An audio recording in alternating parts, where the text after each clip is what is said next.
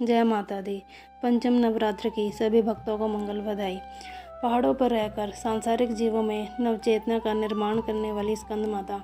नवरात्र में 5वें दिन इस देवी की पूजा अर्चना की जाती है। कहते हैं इनकी कृपा से मूड भी ज्ञानी हो जाता है। स्कंद कुमार कार्तिकेय की माता के कारण इन्हें स्कंद माता नाम से अभिहित किया गया है। इनके विग्रह में भगवान स्कंद बाल रूप में इनकी गोद में विराजित हैं। इस देवी की 4 भुजाएं हैं। यह दाईं तरफ की ऊपर वाली भुजा से स्कंद को गोद में पकड़े हुए हैं। नीचे वाली भुजा में कमल का पुष्प है। बाईं तरफ ऊपर वाली भुजा में वरद मुद्रा में है और नीचे वाली भुजा में कमल पुष्प है। इनका वर्ण एकदम शुभ्र है। ये कमल के आसन पर विराजमान रहती हैं, इसीलिए इन्हें पद्मासना भी कहा जाता है। सिंह इनका वाहन है। शास्त्रों में इनका काफ़ी महत्व बताया गया है। इनकी उपासना से भक्त की सारी इच्छाएं पूरी हो जाती हैं। भक्त को मोक्ष मिलता है। सूर्यमंडल की अधिष्ठात्री देवी होने के कारण इनका उपासक अलौकिक तेज और कांति में हो जाता है।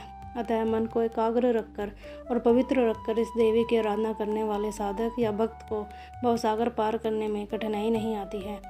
उनकी पूजा से मोक्ष का मार्ग सुलभ हो जाता है। यह देवी विद्वानों और सेवकों को पैदा करने वाली शक्ति है, यानी चेतना का निर्माण करने वाली। कहते हैं कालिदास द्वारा रचित रघुवंशम महाकाव्य और मेघदूत रचनाएं स्कंद माता की कृपा से ही संभव हुई। प्राचीन कथा के अनुसार तारकासुर नाम का एक राक्षस ब्रह्मा जी को प्रसन्न करने के लिए कठोर तपस्या कर रहा था। उस कठोर तप से ब्रह्मा जी प्रसन्न होकर उसके सामने आ गए। ब्रह्मा जी से वरदान मांगते हुए तारकासुर ने अमर करने के लिए कहा। तब ब्रह्मा जी ने उसे समझाया कि इस धरती पर जिसने भी जन्म लिया है उसे मरना ही है। निराश होकर उसने ब्रह्मा जी से कहा, हे प्रभु, ऐसा कर दें कि भगवान शिव के पुत्र के हाथों ही उसकी मृत्यु हो। तारकासुर की ऐसी धारणा थी कि भगवान शिव कभी विवाह नहीं करेंगे, इसलिए उसने कभी मृत्यु नहीं होगी। फिर उसने लोगों पर हिंसा करनी शुरू कर दी।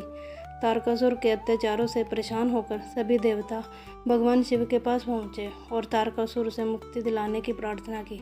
तब भगवान शिव ने पार्वती जी से विवाह किया और कार्तिकेय के पिता बने।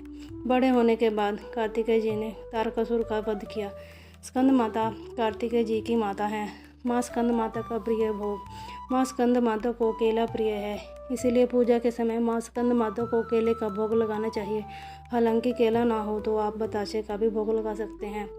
माँ स्कंद माता का प्रिय फूल। माँ स्कंद माता को लाल रंग वाले फूल प्रिय हैं। आप माँ स्कंद माता को गुड़हल या लाल गुलाब का फूल अर्पित करें, आपकी मनोकामना पूर्ण होगी। माँ स्कंद माता का मंत्र। या देवी सर्वभूतेषु माँ स्कंद माता रूपेण संस्थिता नमस्तस्यै नमस्तस्यै नमस्तस्यै नमो नमः। जय माता दी। राधे राधे।